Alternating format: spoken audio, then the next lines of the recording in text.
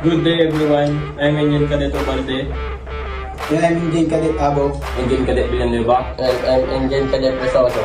Today we are going to discuss about the claims of the Philippines in the South China Sea. The Philippines claims the northeastern section of the Spratly Island as the Kalayaan Island Group, including features like Red Bank, Mischief Reef, and Second Thomas Shoal. Scarborough Shoal. The Philippines claims Scarborough Shoal, which it calls Bajo de Masinloc, as part of its continental shelf and EEZ, arguing it's a high tide elevation and therefore part of the Philippines' 12 nautical miles territorial sea, like this one.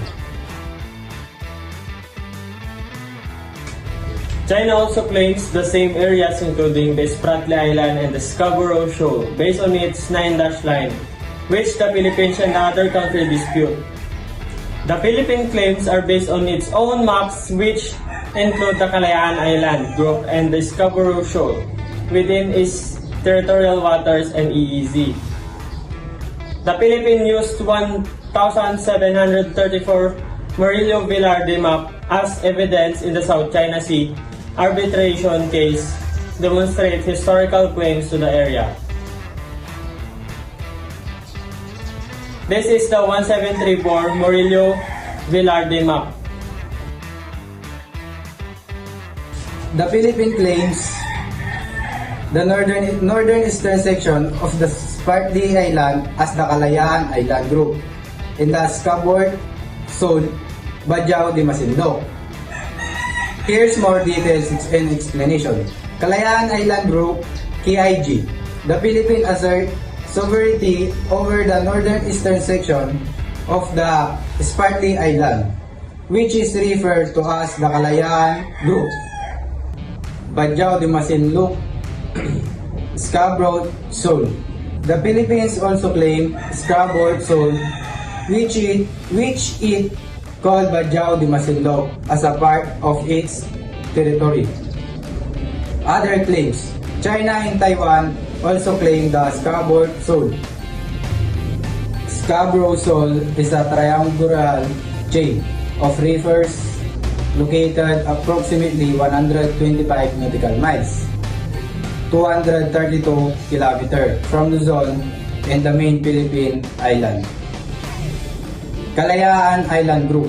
The Kalayaan Island Group includes islets like Likas, Parola, Kota, Patag, and Panata, as well as Ayungin, Shoal, Second Thomas Shoal, Balagtas Reef, Irving Reef, and Rizal Shoal, Comondori Reef.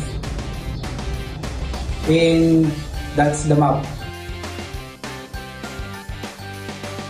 What is Scarborough Shoal and why it is important? Scarborough Shoal, also known as the Panatag Shoal or Bajo de Masinloc, it's consisted maritime feature in the South China Sea, located about 120 nautical miles west of Luzon, Philippines, and within the Philippines Exclusive Economic Zone. It is a point of contention between the Philippines and China, with the both claiming sovereignty, the important due to its rich fishing ground and strategic location. The Philippine access of Scarborough Shoal falls within a exclusive economic zone (ECZ) and continental shelf. China claims the entirety of the Spratly Islands and Scarborough Shoal, asserting indisputable sovereignty over the area. China's claims are based on historical and legal arguments, including the 9-dash line, which outline China's extensive claims in the South China Sea. China has been actively patrolling and building infrastructure in the disputed areas, including Scarborough Shoal. The Philippines initiated arbitration against China under UNCLOS in 2013 and in 2016. The tribunal ruled that China's historic title within the 9-dash line was invalid but did not rule on sovereignty. Despite the arbitration ruling, China has continued to assert its claims, and maintain a strong presence in the area. There have been numerous confrontations and incidents between Chinese and Philippine vessels in the area, including incidents involving water cannon and the logging of underwater cables. The Philippines has accused China of dangerous maneuvers and obstructions and reinstalling a barrier at the dispute Scarborough Shoal. The Philippines assert that Scarborough Shoal falls within a Exclusive Economic Zone (EEZ) and continental shelf. The Philippines also claimed the Kalayaan Island Group (KIG), a group of islands in the Spratly Islands based on historical and legal arguments. The Philippines claims to the KIG is independent of its archipelagic status both legally and historically.